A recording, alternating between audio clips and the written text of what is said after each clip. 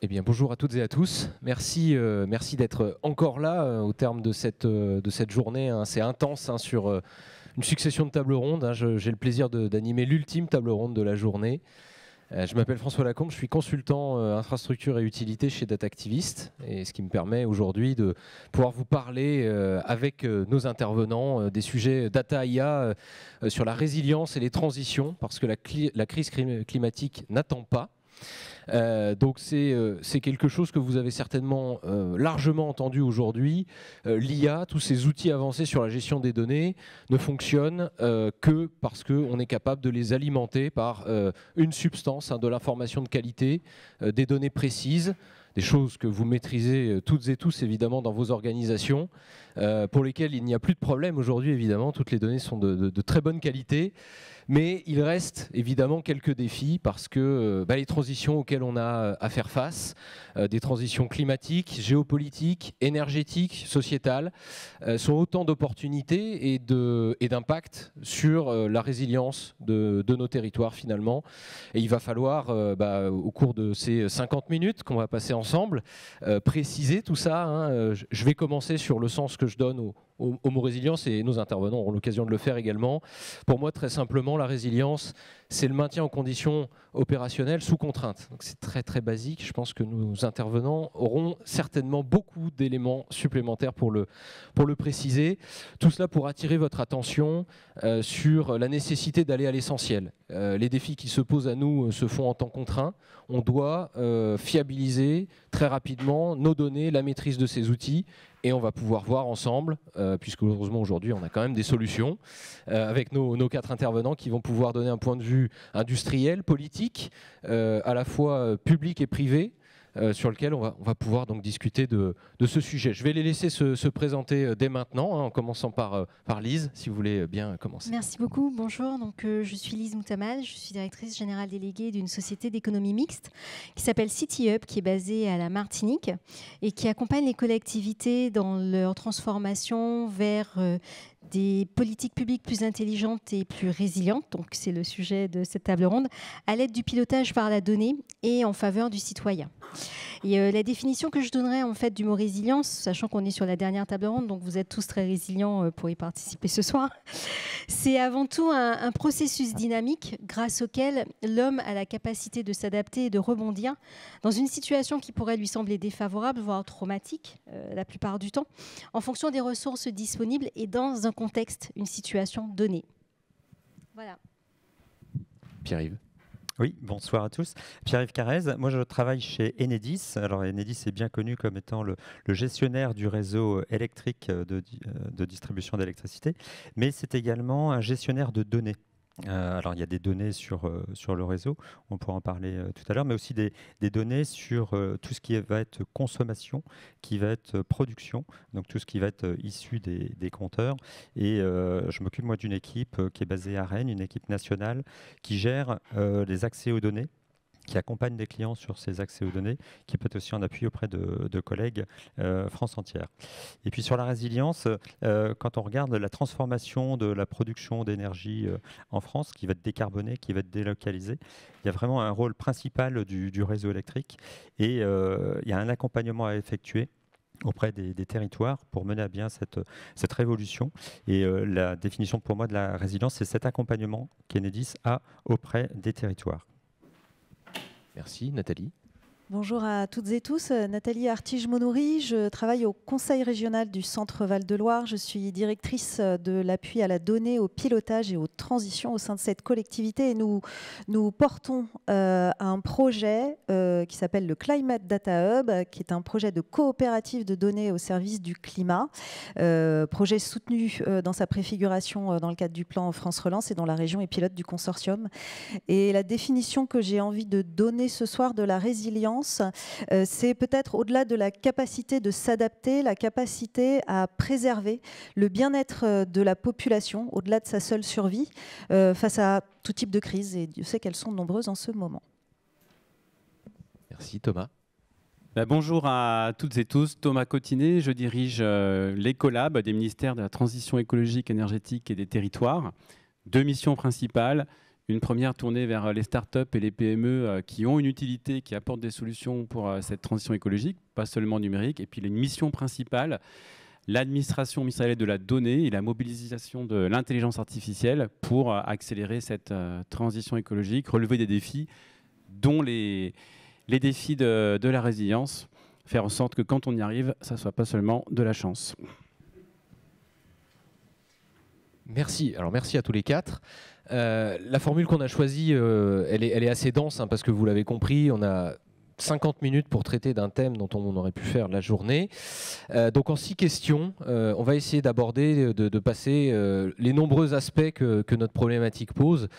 Sur la transition, déjà pour commencer, la transition c'est un changement de paradigme, c'est des choses que on doit faire généralement de manière imposée, hein. On ne peut plus continuer comme nous avons fait précédemment, on doit refaire différemment des choses qui fonctionnent, hein, depuis des décennies.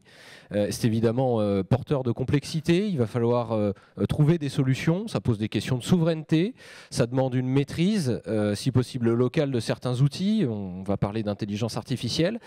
Et donc, la première question que je souhaiterais vous poser, c'est de savoir comment les transitions font-elles évoluer notre résilience finalement.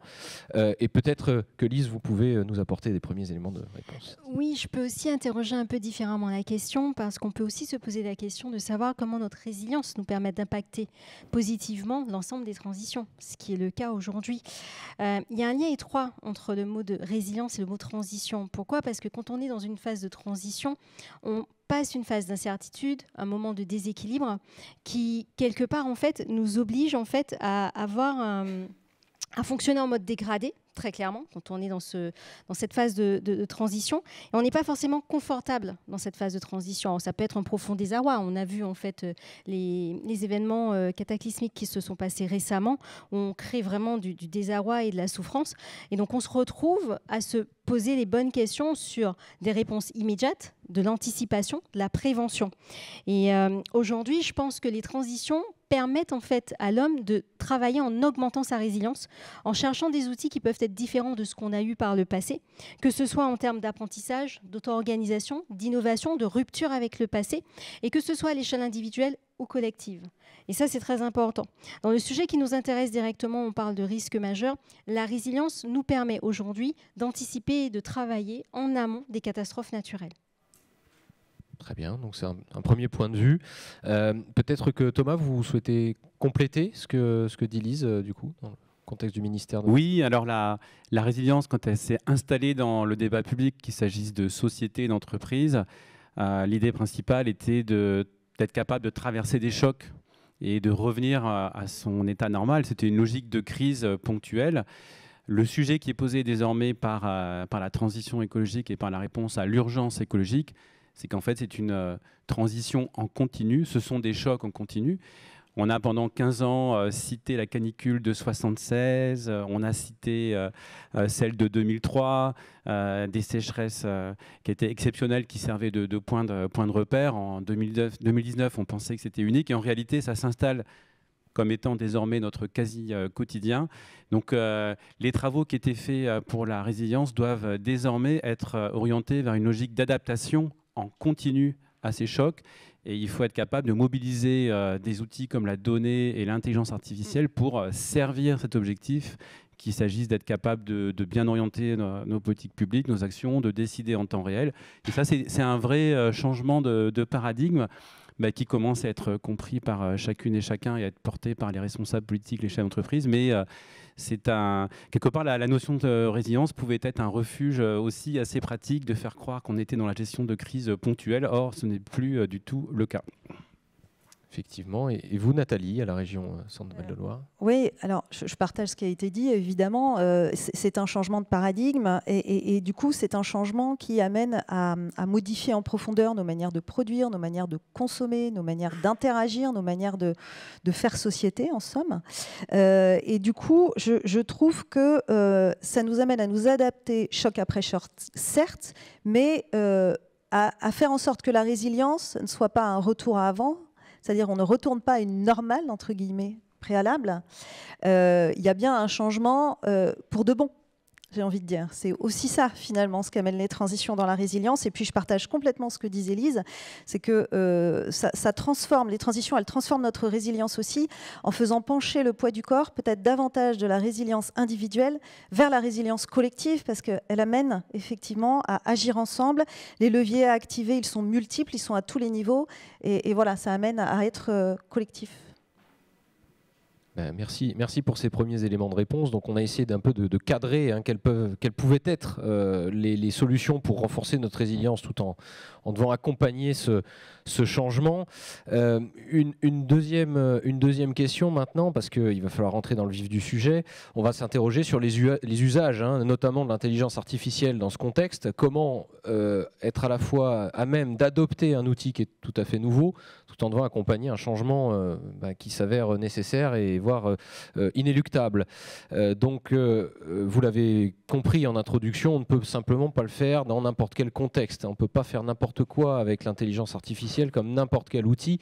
Il faut l'appliquer dans des conditions qui sont acceptables à tous les niveaux. Et donc ma deuxième question légitimement, c'est finalement pour l'intelligence artificielle, quels usages sont accessibles de l'intelligence artificielle et des données d'ailleurs, et lesquels nous rendraient plus résilients. Nathalie, si vous souhaitez continuer par exemple. Oui, alors peut-être déjà commencer par dire que, à mon sens, il y a deux usages des données qui nous permettraient d'être plus résilients. Première, c'est qu'elles puissent nous aider à mieux connaître, à comprendre, à analyser finement les problèmes et les besoins que nous avons pour répondre aux défis qui sont devant nous. Et le deuxième usage, c'est l'action, c'est de trouver des solutions concrètes et surtout réplicables. Ça a été dit à de nombreuses reprises, notamment dans cette salle, le fameux passage à l'échelle, puisque effectivement, il nous faut aller vite et avoir une action massive. Les problèmes que nous posent les transitions sont des problèmes complexes. Et donc, ça nécessite d'avoir une vue 360 degrés sur l'ensemble des sujets, du coup, de désiloter notre manière de penser. Ça suppose aussi, du coup, de désiloter les données qui vont avec. On a besoin de données nombreuses, on a besoin de données variées. Ce sont certes, sur les sujets climat, des données environnementales, mais pas seulement. Ce sont aussi les données économiques, ce sont des données de transport, ce sont des données démographiques dont on a besoin. Et on a besoin de les croiser pour les faire parler, pour leur donner du sens. Un exemple peut-être concret, c'est un cas d'usage sur lequel on travaille dans le cadre du Climate Data Hub avec les deux métropoles de Tours et d'Orléans sur les îlots de chaleur. Quand on s'intéresse à ce sujet-là et dans l'objectif de produire un simulateur d'impact des aménagements sur des aménagements urbains, des îlots urbains, et bien ça suppose de mobiliser de la donnée sur le type et la densité de la végétation, sur les matériaux des bâtiments, sur les revêtements de sol, sur la nature des sous-sols également, et puis aussi, on le voyait tout à l'heure sur la précédente table ronde, possiblement des données démographiques et de santé. Également sur les populations fragiles. Donc on voit effectivement que le spectre il est très large et je pense que les données elles peuvent nous aider à faire les meilleurs choix du coup pour relever ces défis en veillant toutefois à en avoir un usage, pour revenir sur la notion d'usage, qui soit, et là aussi ça a été dit à plusieurs reprises dans la journée, mais transparent et dans un cadre éthique. Tout à fait, effectivement. Pierre-Yves, est-ce que vous souhaitez nous livrer du coup Oui, peut-être en rebond de ce que vous venez de dire, Nathalie, sur les données, en particulier sur les données énergie pour un réseau de distribution. Je pense que pour nous, en entreprise, c'est aussi de mettre à disposition ces informations de façon le plus simple possible. Donc, on a différents outils. On a un open data, on a un observatoire de la transition énergétique et on essaye à travers ces outils de mettre à disposition par exemple le réseau électrique et surtout la capacité du réseau électrique et de se dire pour investir au plus juste sur de l'énergie renouvelable vous avez besoin de l'information. Est-ce que c'est simple, est-ce que c'est pas simple de vous raccorder sur le réseau. Donc là, ce sont des outils aujourd'hui qui sont mis à disposition librement et donc consultables très très facilement. On voit par exemple des bailleurs qui vont sur un parc immobilier avec de nombreux bâtiments se dire je n'ai d'investissement à réaliser que sur un ou deux bâtiments. Et bien, grâce à cet outil, le bailleur peut savoir que sur tel ou tel immeuble, il aura moins de coûts d'investissement parce que le réseau est là et il est disponible, il a de la capacité. Et puis deuxième point, peut-être sur les données, on met également à disposition tout ce qui va être les données de consommation ou les données de production. Là aussi, ça va être un outil de suivi des impacts, des décisions qui sont prises, puisqu'on peut retrouver là aussi, principalement en open data, des données sur les consommations agrégées au niveau des immeubles. Donc s'il y a une politique là aussi pour un bailleur d'investissement, de regarder quel est le résultat suite à des travaux de rénovation énergétique, ces données sont mises à disposition. Donc c'est notre contribution, effectivement. On n'est pas l'acteur, mais on essaye d'être le facilitateur et d'apporter le maximum de données facilement assimilables. Donc, en effet, on commence à voir se dessiner une collaboration publique-privée dans la réponse à ces enjeux. Et à vrai dire, puisqu'on mentionnait le sujet de ce soir, c'est quand même la crise climatique, ces changements ne se font pas sans heurts, que ce soit d'ailleurs au niveau de la transition en elle-même, mais aussi des solutions qu'on emploie. Moi, la troisième question que je souhaitais poser à nos intervenants, c'était de savoir quels sont et comment on peut répondre aux grands risques majeurs de notre époque, et de comment on va relever ces défis. Alors, il y a peut-être une classification à adopter. Nos intervenants y reviendront sur le côté majeur de ces risques. On va voir. Je pense que Lise peut nous éclairer sur la question. Oui, c'est vrai que nous, alors je prendrai le cas de la Martinique que je connais bien. La Martinique, chaque année, en fait, elle est concernée par un certain nombre en fait, de risques majeurs, très clairement, qui deviennent de plus en plus cataclysmiques. Mais on se rend compte qu'il est très, très difficile de les prévoir. Par le passé, il y a 10 ans de ça, on était en capacité de dire, bon, ben voilà, la période cyclonique est de telle date à telle date, on sait qu'on doit se préparer les écoles, etc., à telle date. Aujourd'hui, ça a complètement changé. Et c'est là où on se dit que les modèles prédictifs et l'importance de capitaliser sur de la donnée, de pouvoir comparer, en fait, anticiper ce qui va survenir est très très important dans notre cas. Et aujourd'hui, par exemple, on peut prendre le cas, alors déjà la Martinique est un témoin naturel en fait du réchauffement climatique puisqu'il y a le sujet de la montée des eaux. On a d'ailleurs développé des modèles prédictifs qui nous permettent de prévoir en fait comment ça va se passer dans 10-15 ans, puisque si je prends le cas de la capitale, c'est une ancienne mangrove, donc on est vraiment en fait en dessous du niveau de la mer. Et aujourd'hui, on peut prévoir dans 10-15 ans comment le littoral va évoluer. La Martinique, c'est 32 communes littorales sur 34, donc c'est un vrai sujet pour nous. Mais au-delà en fait de cet aspect témoin, on dit souvent que les îles sont des laboratoires par rapport à cela. Sur les grands événements en fait, climatiques qu'on a, que ce soit les cyclones, les inondations, la montée des eaux, il a fallu en fait qu'on apprenne à vivre avec ces sujets. On parlait en fait d'occurrences de plus en plus importantes. C'est vraiment le cas chez nous. Et aujourd'hui, la réponse en fait au risque majeur est de dire mais comment on vit en fait avec les risques majeurs, tant dans une réponse immédiate parce qu'il y a le sujet en fait de la préparation, mais également le sujet de comment on réagit à l'instant T et comment on recouvre l'ensemble des services post-crise. Et c'est ça qui est important. Et aujourd'hui, la data et la modélisation permet justement d'anticiper, de se préparer. J'ai 3 cas très simples en fait à présenter.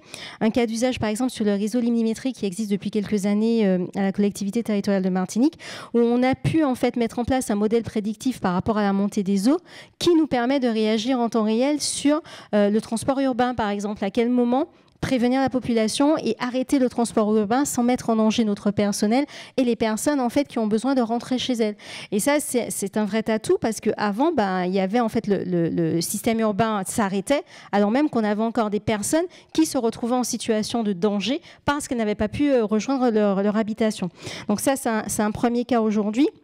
L'autre cas, c'est l'intégration en fait de la politique risque majeur, parce que pour nous c'est une politique risque majeur dans les autres politiques publiques, et ça permet en fait d'influencer, de retravailler différemment ces politiques publiques. On prend le cas par exemple de l'aménagement et de la construction. Aujourd'hui, on a développé des modèles spécifiques qui sont beaucoup plus adaptés à notre territoire pour les bâtiments, des modèles de PUE qui permettent aux bâtiments en fait de bouger sans s'effondrer en cas de séisme. Donc il y a de vraies applications qui en ressortent et qui démontrent bien la nécessité d'être en rupture avec ce qui se passait avant et de pouvoir bénéficier en fait de données sur l'avant pour pouvoir prédire l'avenir. On n'a pas de boule de cristal, mais autant que possible, à partir des données, on arrive à avoir des modèles prédictifs de plus en plus fiables et la puissance des algorithmes en fait donne des résultats très impressionnants. Entendu. C'est le contexte insulaire est très particulier. Thomas, peut-être, de votre point de vue, comment on gère ces risques et quels sont-ils ? Alors je commence en évacuant les sujets des risques majeurs, non pas de la transition, mais ceux qui sont inhérents à la donnée, parce que je pense qu'il ne faut pas les oublier, notamment la cybersécurité et aussi l'accès en continu à l'électricité. S'agissant de la transition écologique, nous, on parle de grandes métriques. Donc, vous connaissez le carbone, donc on a des objectifs de décarbonation. On doit réussir en urgence, en seulement 6 ans, à éviter 138 millions de tonnes de CO2, c'est plus que les 33 dernières années. On a autre métrique, les ressources, préserver les ressources comme l'eau. On a la métrique de l'adaptation, il faut s'adapter. On a celle de la préservation de la biodiversité. Et la dernière, c'est la santé environnement. Et donc qui est complètement reliée à ce sujet de risque majeur. Voilà, donc l'environnement a des conséquences sur la santé. Alors comment est-ce qu'on attrape ce sujet ? En tout cas, c'est la proposition que nous avons faite à la communauté française des gens qui travaillent sur ce sujet-là, que ce soit des professionnels de santé ou des chercheurs. Donc on a fait tout un travail sur la trouvabilité, la découvrabilité de la donnée sur ces événements que tu évoques et sur l'ensemble des phénomènes environnementaux qui ont un impact sur la santé, donc pollution de l'air, pesticides, bruit, pollution de l'eau, etc., pour identifier et rendre réellement disponible la donnée qui permet aux professionnels chargés de gérer ces risques de faire des corrélations et même d'initier des nouveaux programmes de recherche, des nouvelles typologies d'action, quels que soient ces risques, parce qu'ils ont accès, déjà parce qu'ils savent que cette donnée existe, parce que parfois ils ne le savent pas, ils y ont accès, mais ça ne suffit pas d'y avoir accès, il faut être aussi capable de l'utiliser. Donc c'est ce qui est rendu possible, que si vous faites gd4h.ecologie.gouv.fr, gd4h.ecologie.gouv.fr, vous verrez, vous aurez un exemple. Donc nous, on croit beaucoup à ce mode de faire, surtout que c'est corrélé à la mise en place d'une communauté qui vient se réunir régulièrement pour voir comment, parce que c'est un autre enjeu derrière, parce que le sujet c'est celui de la donnée et de l'IA au service de la résilience, comment est-ce que concrètement on fait pour de vrai, utiliser cette donnée. Donc là, en l'occurrence, c'est pour travailler autrement quand on est chercheur, faire des corrélations qu'on n'était pas capable de faire avant, décider en temps réel, mieux cibler certains dispositifs. Voilà, donc ça, c'est un exemple, c'est une sorte d'espace commun de données de la santé-environnement. Et nous, on croit beaucoup en mode commun, hein, donc tout est complètement ouvert, et avec une gouvernance qui est assez complexe, qui réunit l'ensemble des acteurs qui sont légitimes sur ce sujet-là. Nous, on croit beaucoup à cette modalité de mobilisation de la donnée et parfois de l'intelligence artificielle pour gérer ce type de risque. Entendu. Pierre-Yves, est-ce que vous souhaitez donner la vision de l'acteur industriel peut-être ? Oui, alors sur le réseau, le risque majeur, c'est vrai qu'il y a une partie de risque majeur qui est, sans forcément qu'elle soit très très reproductible, mais qui est un peu connue, ça va être les tempêtes. Le réseau électrique est quand même assez secoué quand il y a une tempête. Et là, on arrive à modéliser l'effet selon la saison. Il y a des feuilles, il n'y a pas de feuilles sur les arbres. L'orientation du vent, il y a eu de l'élagage ou pas d'élagage. Enfin, il y a plein de critères qui nous permettent d'anticiper. Et anticiper pourquoi ? C'est pour prépositionner des équipes et non pas découvrir le lendemain de la tempête qu'il faut envoyer telle ou telle personne ou telle équipe à tel endroit. C'est aussi prépositionner des groupes électrogènes, parce qu'on sait que potentiellement on peut en avoir besoin. C'est dimensionner les équipes. Est-ce qu'une région va se débrouiller seule ou faire appel à d'autres régions ? Parce qu'à coup de vent fort, la région Pays de la Loire ne va pas se sortir seule. Elle va être obligée d'aller chercher des ressources. Et donc, autant les faire venir à l'avance. Voilà. Donc, il y a cette partie-là qui est... sans qu'elle soit maîtrisée, elle est quand même plutôt modélisable. Après, aujourd'hui, on a d'autres risques qui sont pas du tout analysés de la même façon, parce que beaucoup moins fréquents. Ça va être le risque incendie. Quand il y a un incendie dans une forêt, quelle est la réponse aujourd'hui qu'on apporte ? Eh ben, on coupe. Et on ne sait pas faire autrement que de couper et éventuellement de rétablir après. Quand il fait très chaud, on parlait effectivement des îlots de chaleur. Eh ben, un îlot de chaleur, alors on a des câbles qui sont aériens qui tombent quand il y a du vent. On a des câbles souterrains quand il y a un îlot de chaleur. la chaleur dégagée par le câble n'arrive plus à se dissiper, et en plus les trottoirs sont généralement bien noirs, donc ça absorbe bien la chaleur. Donc on a des câbles qui claquent, et ça fait aussi un impact sur l'alimentation électrique. Voilà, c'est tous ces risques-là qu'on essaye de modéliser. Et puis effectivement, je reviendrai aussi, Thomas, sur l'aspect cyber. Pour nous, c'est aussi un risque aujourd'hui très très important. Parce que voilà, on ne sait pas ce qui peut se passer, mais de toute façon, il se passera des attaques. Et ces attaques vont s'attaquer aux outils de production. Donc voilà, il y a des équipes qui sont créées, puis il y a des partenariats avec l'ANSA ou autres qui sont faits avec tout un écosystème sur le cyber pour pouvoir lutter collectivement contre ce genre de risques majeurs. Très bien, donc un ensemble de menaces, un ensemble de solutions. Moi, j'aimerais renforcer dès maintenant le dialogue entre acteurs publics et privés au travers de la 4e question pour finalement se demander mais qui dispose des données nécessaires en fait, à l'apparition de ces cas d'usage et à leur bonne exécution, à leur bonne mise en œuvre. Parce qu'il n'y a rien de pire que d'évoquer évidemment tout un tas de solutions, mais de mal les mettre en œuvre pour détruire leur aura auprès du grand public ou des tiers concernés. Donc peut-être que Nathalie, vous souhaitez nous éclairer là-dessus dans votre région, qui apporte les données nécessaires à ces changements ? Alors, dans la mesure où les données dont on a besoin, on l'a dit, elles sont multiples, et quand elles existent, elles sont souvent éparses, diffuses, et on a insuffisamment d'espace où les centraliser. En fait, j'allais dire, tout le monde dispose des données.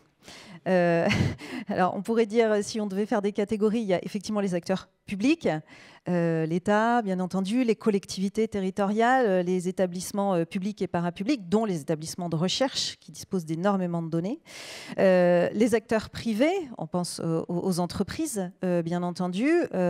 Si je prends un exemple, celui que l'on travaille aussi, un autre cas d'usage qui vise à décarboner la mobilité de nos lycées, ça suppose d'avoir les données. Alors nous, région, nous en disposons en tant qu'autorité organisatrice des transports, mais aussi de mettre autour de la table les agglomérations, qui sont aussi autorités organisatrices de transport, les collectivités locales qui ont les données relatives par exemple aux pistes cyclables, mais aussi les entreprises comme les délégataires de services publics, ou encore, et ça c'est plus difficile et on ne l'a pas encore fait, mais des grandes entreprises qui disposent probablement qui disposent à coup sûr d'une masse d'informations sur les mobilités du quotidien. Alors je ne sais pas si j'ai le droit de citer, mais un exemple, Waze, sur les mobilités des Français. Et donc ça, ce sont autant de données qui nous sont utiles et même nécessaires pour pouvoir à la fois, comme je le disais tout à l'heure, bien comprendre, bien identifier quelles sont les mobilités, en l'occurrence sur nos lycées, et puis pouvoir trouver les bonnes solutions. Puis je dirais, il y a une troisième catégorie, c'est la population elle-même qui dispose des données. Donc après, c'est toutes les démarches de self-data hein, que l'on souhaiterait aussi initier sur le cas d'usage que je citais. Donc elles sont partout, ces données, et c'est justement parce qu'elles sont partout que peut-être sans nier que la technique et la technologie sont des questions importantes, un des principaux enjeux, c'est peut-être la question de la gouvernance de ces données, c'est-à-dire de quelle manière on ouvre et on offre des espaces vers une communauté d'intérêts partagés qui met d'ailleurs au cœur des discussions probablement l'intérêt général, hein, dont on a beaucoup parlé dans cette salle aussi aujourd'hui, et c'est ce qu'on essaye de faire dans le Climate Data Hub, c'est d'offrir cet espace-là où on va pouvoir définir un cadre de confiance. Ça, c'est un point important pour que chacune et chacun puisse partager ces données, sache pourquoi il les partage, hein, effectivement, auprès de quel cas d'usage et de quelle manière elles sont utilisées, en le traçant de manière très précise. Et puis, c'est un cadre de confiance qui doit surtout réunir autour d'objectifs et de valeurs communes. Et c'est pour cette raison que sur le Climate Data Hub, on a commencé, et ça a été un peu long, avant même d'aborder les cas d'usage, par écrire une charte éthique et un accord de consortium qui pose ses principes et ses valeurs en mettant autour de la table une soixantaine d'acteurs publics et privés. Voilà, donc ça, je pense que c'est effectivement un point important pour pouvoir travailler dans un cadre adapté. Thomas, est-ce que vous partagez cette approche-là aussi au niveau de l'État ?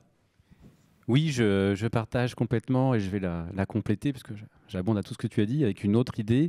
Voilà, à vous signaler parce qu'il il y a le sujet de qui produit de la donnée, et puis il y a le sujet qui dispose de la donnée pour la transition écologique et pour les défis que tu évoques.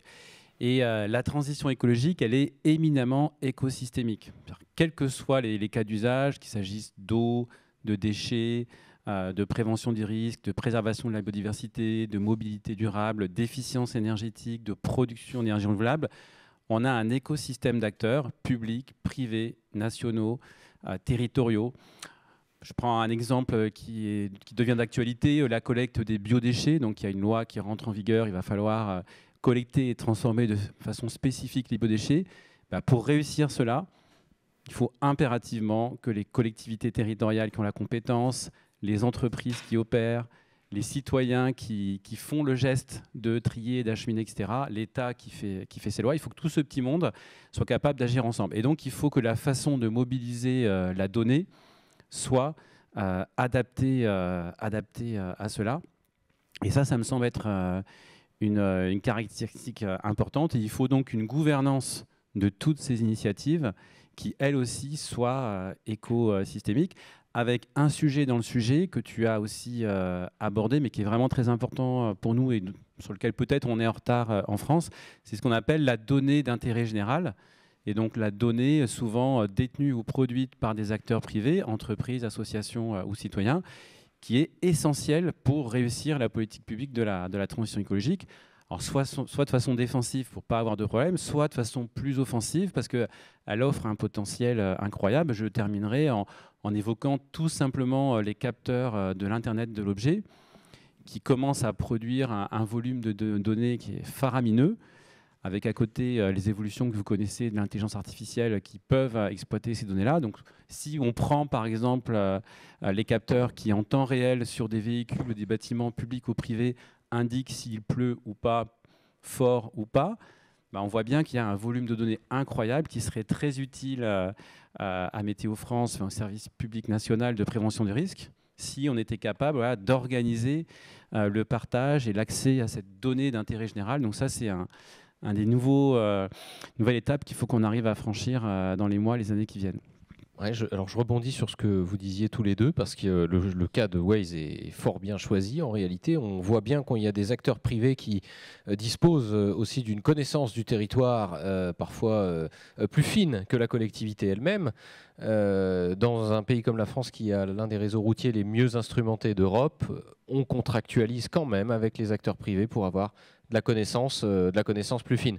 Donc c'est l'occasion de poser la question du coup sur le côté privé maintenant et de savoir comment les logiciels et les contributions en données de la société civile et des entreprises peuvent être utiles au regard des besoins qui ont été exprimés par nos intervenants publics. Pierre-Yves, est-ce que vous avez une contribution de cet ordre chez Enedis? Il me semble que oui. Oui, alors nous on a surtout une donnée brute, ça va être des kilowattheures, ça va être de la puissance, et on n'est pas acteur de transformation de cette donnée pour en faire un service marchand. On est plutôt à mettre à disposition cette donnée auprès d'acteurs, qu'ils soient publics ou privés. Dans notre jargon, on va les appeler les tiers. Et c'est eux qui vont utiliser la donnée. Alors, bien sûr, il y a des conditions assez fortes de protection de données. On ne peut pas transmettre de données sans le consentement du titulaire, qui est le client, celui qui paye sa facture d'énergie. Il y a des agrégats possibles et de l'anonymisation. Mais après, si on fait de l'anonymisation, on ne sait plus qui consomme, et donc c'est un petit peu gênant parce qu'on a du flou. Donc voilà, on est nous vraiment à mettre à disposition ces outils. On accompagne des collectivités à travers des API, par exemple. On fait des API sur la simulation du raccordement, on fait des API pour les opérations d'autoconsommation collective. Voilà, ce sont des API qui vont permettre de changer les acteurs des opérations d'autoconsommation collective, qui vont permettre de calculer automatiquement la part due à chacun des acteurs. Et donc, on accompagne ces tiers. Il y a des formations qui se font. Sur notre site DataHub, on met en place des codes gratuitement pour que ces acteurs puissent récupérer ces codes et puis développer. Donc notre part est vraiment de mettre à disposition pas simplement la donnée, mais l'outil pour utiliser la donnée. Encore faut-il après qu'il y ait le mandat pour utiliser la donnée de monsieur et madame ou de telle entreprise. La gestion du consentement, c'est effectivement très important. Lise, est-ce qu'au niveau de la Martinique, vous avez, j'imagine que CityUp a évidemment une contribution de cet ordre. Comment vous arrivez à alimenter la collectivité ? Alors, nous déjà, on est le fruit d'un partenariat public-privé puisqu'on est une société d'économie mixte. Donc, notre actionnaire principal, c'est la ville de Fort-de-France et l'actionnaire privé, c'est Transdev Mobilité. Donc, déjà, en fait, on croit vraiment, on s'inscrit en fait dans cette cohésion et dans cette synergie qui nous paraît indispensable pour pouvoir travailler à l'amélioration des politiques publiques et à les rendre plus résilientes. Aujourd'hui, c'est notamment le cas parce qu'on a été lauréat d'un appel à projet territoire intelligent lancé par la Caisse des dépôts où on a l'ambition de créer une plateforme territoriale de données autour de la mobilité.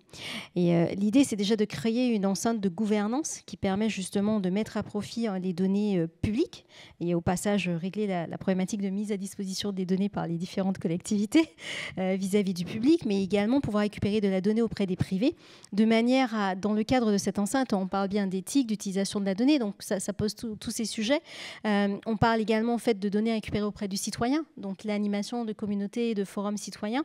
L'idée étant de pouvoir les capitaliser sur une plateforme et de pouvoir en faire un outil d'aide à la décision, de la donnée disponible pour les entreprises qui pourraient après développer des usages et services indispensables au développement de produits et de réponses en fait, aux besoins du citoyen. Donc, on s'inscrit en fait, déjà dans cette démarche en fait, de partenariat public-privé qui nous paraît la plus pertinente pour atteindre les objectifs qu'on a fixés sur différentes politiques publiques.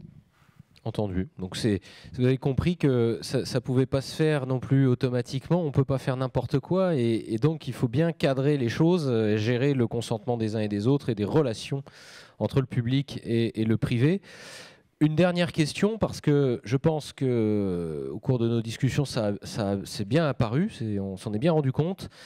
On ne fera rien sans l'adhésion de la population. La population, le public et certaines parties de la population en particulier doivent être impliquées, elles doivent être actrices de ces changements. On ne peut pas transitionner si on n'a pas l'adhésion complète de la population.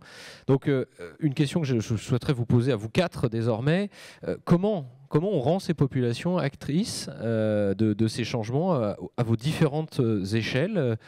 Pierre-Yves, peut-être, chez Enedis, comment est-ce qu'on arrive à avoir l'adhésion de la population sur ces changements ? L'implication, je pense qu'elle va être le résultat d'un besoin. On l'a bien vu avec l'augmentation du prix de l'énergie à l'automne dernier. Aussi bien les collectivités, les entreprises que les citoyens se sont dit ça fait cher et qu'est-ce que je consomme exactement ? Donc à nous de mettre à disposition cette information sur un portail simple pour que tout un chacun puisse se dire je consomme à tel moment de la journée ou telle période de la semaine. Et puis on s'est rendu compte quand même que c'est pas suffisant parce que ça nécessite une certaine connaissance pour aller chercher cette information. Donc on travaille aussi beaucoup avec des associations. Pas loin sur Rennes, on travaille avec l'ALEC, Association locale pour l'énergie et le climat, je pense, et qui fait un défi entre différentes villes de l'agglomération de Rennes. Et donc là, on met à disposition ces données et l'ALEC porte ce message tant auprès des élus avec l'usage des bâtiments communaux que auprès des citoyens qui ont souscrit à ce défi. Et puis, dernier exemple, peut-être, c'est le travail qu'on fait avec le réseau des PIMS, les points d'information multiservices, où là, la problématique, elle est vraiment sur payer la facture et comment ne pas dépasser et donc comment impliquer le citoyen sur ce coût de l'énergie. Donc là, c'est un travail avec cette association qui est assez bien répartie en France pour que cette association ait le droit d'avoir les informations. Donc, soit le citoyen peut avoir connaissance et agir, soit, et donc seul, soit par l'intermédiaire d'associations. C'est un peu le schéma que l'on prend. Entendu. Lise, au niveau de la Martinique, comment on peut impliquer la population de toute... Enfin, je pense qu'elle s'implique déjà d'elle-même. Je crois qu'elle s'implique d'elle-même parce que la survie fait loi et je pense qu'à ce stade, en fait, la question de l'appréhension des risques majeurs chez nous, en fait, c'est dès l'enfance. On parle en fait de co-construction de politique publique, mais on parle aussi d'éducation, de responsabilisation et ça démarre très tôt dans les petites classes parce qu'un tremblement de terre, un séisme, ça survient à n'importe quel moment. Et donc, il est important en fait de travailler en fait cet axe aussi bien dans la construction de la politique publique avec la population au cœur des quartiers. On travaille beaucoup en fait à l'échelle des quartiers. Les élus de quartier sont très importants en fait chez nous parce qu'ils sont des relais en fait de collaboration participative avec les citoyens dans la manière de construire la politique publique. Et ça, c'est indispensable. Mais au-delà, toute la partie en fait modèle, données, etc. permet d'alimenter, de nourrir aussi le citoyen. Et on en revient à la nécessaire mise à disposition de la donnée, mais travailler, retravailler pour l'accompagner dans cette démarche de construction globale de politique publique. Et c'est indispensable. Et puis je dirais que en fait, c'est quand même très important de noter que quand on traverse en fait une crise traumatique, parce que c'est le cas quand on est dans un événement majeur d'inondation, de séisme, de tsunami, etc., il y a quand même un sujet fort, c'est que nous, on nous dit toujours chez nous, ton meilleur ami, c'est ton voisin. Parce que la personne qui pourra immédiatement te secourir, elle est juste à côté de toi, elle n'est pas à des kilomètres. Donc ça repose en fait des questions d'humanité autour de l'entraide, de la solidarité et de la confiance. Et je pense que malgré tout ce qu'on apprend sur la data, sur les modèles, etc., on a quand même en fait cette notion humaine qui est de dire que c'est d'abord de l'entraide, de la solidarité et de la confiance. Entendu. Effectivement, c'est des aspects très importants. Nathalie, retour en hexagone, du coup. Ouais. Alors déjà, je rejoins complètement ce que disait Lise. Le premier levier, il me semble, pour rendre les populations actrices de ces changements, c'est déjà tout court de faciliter l'expression citoyenne dans la vie de la cité, d'éduquer à la citoyenneté. Et là, effectivement, les collectivités, les acteurs publics, aux côtés des associations également, ont vraiment des leviers pour agir et du coup, inviter à participer sur toutes les politiques publiques. Et puis, le deuxième levier, c'est, je pense aussi, d'offrir des espaces de participation pour que la population, les citoyennes, les citoyens puissent à la fois comprendre, mais aussi qu'on puisse ensemble partager la même vision du sens. Pourquoi ? Effectivement, on fait tout ça et que chacun soit convaincu et chacune qu'on va dans le bon sens. Et puis, du coup, agir. Voilà, leur donner aussi des leviers pour agir. Sur la data, plus particulièrement, je pense que pour rendre la population actrice de ces changements, on peut, alors effectivement, ouvrir les données, déjà, premièrement, partout, quand c'est possible.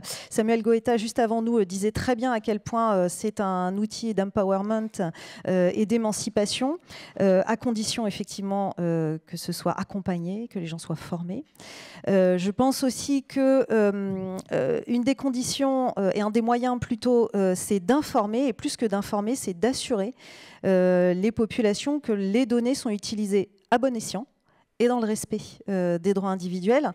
Et puis le troisième point, je le disais, c'est effectivement d'offrir ces espaces de participation. Et Angers Métropole parlait tout à l'heure de son conseil municipal du numérique. Voilà, pour ce qui nous concerne sur le Climate Data Hub, peut-être demain un collège citoyen dans le Climate Data Hub auprès des acteurs, ça serait chouette. C'est en tout cas très intéressant comme initiative, effectivement.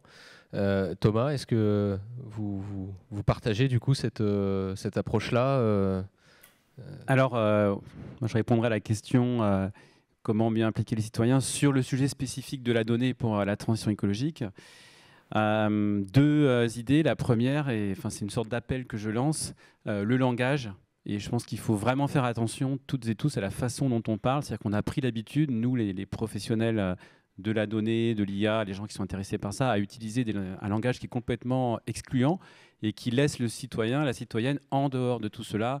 On parle de data, de digital, de géomatique, de SIG, et j'en passe. Et donc, il y a un effort déjà à faire, selon moi, sur le langage utilisé pour parler de tout cela, si on veut réellement impliquer les citoyens, peut-être s'obliger à parler non pas parler de valorisation de la donnée, production de la donnée, disponibilité de la donnée, mais parler tout simplement de ce à quoi elle sert. Elle aide à mieux décider, mieux orienter, enfin être capable, s'obliger dans notre quotidien à parler de la valorisation de la donnée quand il s'agit de transition écologique, uniquement sous l'angle de ce à quoi elle sert. Donc ça, je pense que c'est quelque chose qui me paraît extrêmement important. Et deuxième sujet là, qui me tient particulièrement à cœur, il faut politiser tout ça, il faut accepter la controverse. Il n'y a pas assez de controverses dans le débat public. Derrière ce sujet, ce qui se joue, c'est l'accès aux services publics, l'accès aux services privés, l'accès à la protection, c'est la transition juste. Vous avez toutes et tous compris qu'on va devoir faire des efforts, même si l'écologie punitive est bannie. Non, mais comment va-t-on répartir ces efforts? Ces choix vont passer par une mobilisation de la donnée. Si on n'assume pas de parler de ce qui est compliqué, si on n'assume pas des controverses, y compris politiques, entre élus locaux et à l'Assemblée nationale ou autre, et on a eu parfois, il y en a eu un moment du Covid quand il y a eu le choix de l'application, mais c'est très très rare. On est un pays qui apprend et qui progresse aussi beaucoup comme cela. Pas les plus jeunes, mais un petit peu plus anciens se rappellent de ce qui s'est passé au moment du traité constitutionnel de 2005. Ça a été un moment très apprenant pour les Françaises et les Français sur les institutions européennes. Lors de la dernière polémique qu'il y a eu sur la réforme de la retraite, vous avez tout un pays ou presque qui est devenu compétent sur le 49.3, le 44.2 et sur un système de retraite qui pourtant est très compliqué. On a besoin de controverses et donc ça veut dire que vous toutes et tous qui êtes acteurs de ce sujet-là, je pense qu'il faut oser parler de ce qui gratte, de ce qui fait mal. Et là, en ayant comme fil conducteur l'éthique, qui est un vrai sujet, la transition juste qui l'est également, et tout un tas de sujets qu'on peut mettre derrière la déontologie dans la mobilisation de la donnée. Donc je pense qu'on a besoin de beaucoup plus, alors pas de politisation au sens parti politique, mais au sens de débat public assumé dans les médias, dans les instances nationales, dans les instances régionales, et peut-être regarder différemment celles des ONG et des associations qui font déjà cela, les aider. Voilà, on manque de controverses sur ce sujet, alors qu'au moment où on se parle, on est déjà dans un environnement où c'est la mobilisation de la donnée qui conditionne directement notre accès à toute une série de services publics ou privés, ou même d'accès à certaines libertés fondamentales. Donc voilà. Eh ben, merci à tous les quatre pour ces riches éclairages, en tout cas sur les différentes questions qu'on a pu se poser. Moi, j'ai noté, pour vous le résumer très simplement, donc des enjeux techniques. On va chercher à déployer de nouveaux outils, on va chercher à aller obtenir certaines données, mais ce n'est rien sans le volet sociétal et humain que cela comporte, puisque le déploiement de ces solutions, aussi puissantes soient-elles, doivent probablement être encadrées, doivent être réfléchies, elles doivent être adaptées surtout aux défis qu'on veut relever, et cela ne se fera pas sans effectivement l'implication de la population, comme vous avez pu nous l'expliquer à la fin. On arrive au terme de cette table ronde. J'ai réussi, tant bien que mal, à garder un peu de temps pour prendre quelques questions, si vous en avez. Donc je vous remercie de votre attention et à la présence également de nos quatre intervenants. Et je me ferai un plaisir de répondre à ces questions.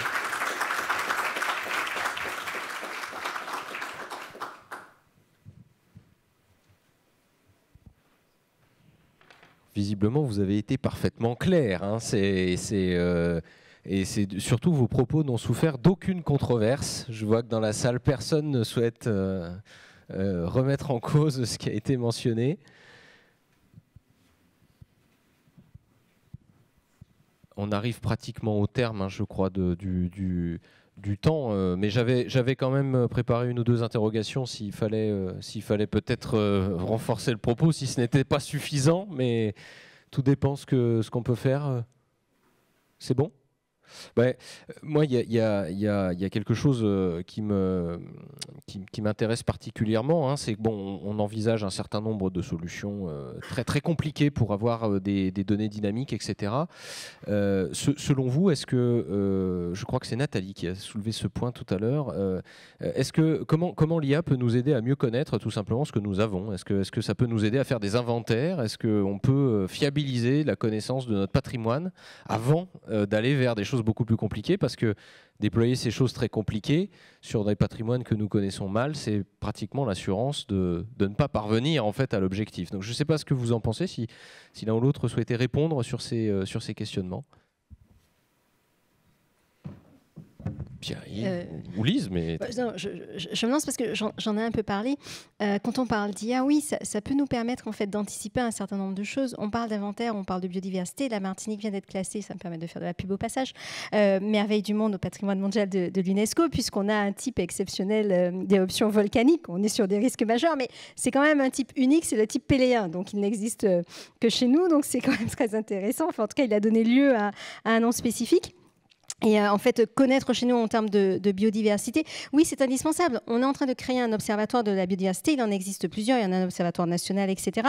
Mais on se focalise en fait sur notre territoire parce que avec le dérèglement climatique, on a une mutation des différentes espèces. On a un déplacement géographique des différentes espèces qui évoluent différemment. Et il est indispensable de savoir en fait à l'instant T comment elles étaient pour connaître leur évolution et comprendre en fait l'impact de dérèglement climatique sur l'évolution de notre biodiversité, qui de toute façon va apporter à côté un dérèglement complet du vivant, et nous sommes concernés par le vivant. Donc oui, c'est indispensable, et je pense que l'IA, tant dans ses modèles en fait prédictifs que dans sa manière en fait, son apprentissage, peut apporter et peut être une réponse aux problématiques en fait, qu'on se pose sur ces sujets.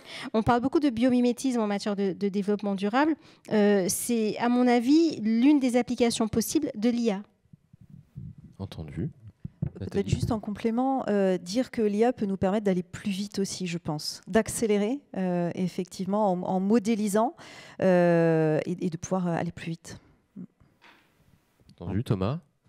Oui, l'actualité récente sur l'intelligence artificielle générative est une réponse à ta question. Donc, moi, je pense que oui, c'est possible. Mais c'est pareil, ça pose des sujets. Donc, je renvoie au message que je passais juste avant. Donc, selon moi, par exemple, tout le débat public sur les données qui sont exploitées par cette intelligence artificielle générative est trop peu présent. Voilà, donc la population, les entreprises ne sont pas suffisamment sensibilisées et informées sur ce qui est en train de se jouer sur le sous-jacent de l'IA générative, donc toutes les données qui sont exploitées. Puis tu as utilisé le mot patrimoine, patrimoine de données, donc tu proposes de faire un meilleur inventaire. Mais il y a des enjeux énormes aussi de souveraineté qui sont en train de se jouer. Et ça aussi, il faudrait qu'on en parle beaucoup plus dans le débat public. Donc oui, mais donnons-nous les moyens d'expliquer tout ça et d'en parler dans des gouvernances modernes qui associent des décideurs politiques, des chefs d'entreprise, des représentants de citoyens, de syndicats ou d'ONG, parce qu'il y a vraiment besoin de cela pour bien réfléchir à ce sujet-là. Et puis, si possible, en évitant tous les biais franco-français, en regardant aussi ce qui se passe ailleurs. Je trouve ce qui se passe aux USA, déjà la façon dont ils débattent de cela, donc de toute la discussion autour des données qui sont utilisées par l'intelligence artificielle que tu nous proposes de mobiliser pour mieux faire cet inventaire du patrimoine, est extrêmement intéressant. On voit des entreprises, des gouvernements locaux s'en saisir comme un élément complètement stratégique, même parfois de survie, alors qu'en France, on en est encore un peu au buzz ça permet aux étudiants de faire leurs devoirs tout seuls. Bon, c'est vrai, il y a ces sujets-là, mais il y en a d'autres aussi plus fondamentaux. Donc la réponse est oui, mais donnons-nous les moyens d'avoir un véritable débat démocratique sur tout cela. Entendu. Pierre-Yves, pour le mot de la fin. Oui, je voyais, tout à l'heure, c'était, je pense, Nathalie Gosselin de Réseau Ville qui parlait de précarité. Je pense que oui, l'IA peut être utile quand on va croiser des données, là en l'occurrence ceux de la précarité, ceux, pour ce qui nous concerne, de la consommation d'énergie. Je pense que c'était quelqu'un d'une banque CIC qui était là. Enfin voilà, il y a beaucoup de données qui sont disponibles, mais on est peut-être chacun dans notre silo. À condition qu'il y ait une gouvernance et un engagement de respect de la confidentialité des données. Voilà, je pense que cette IA peut permettre d'accélérer, de croiser ces données. C'est parfait. Je vous remercie en tout cas. Et c'est donc la fin de cette journée. Merci pour votre présence et votre attention.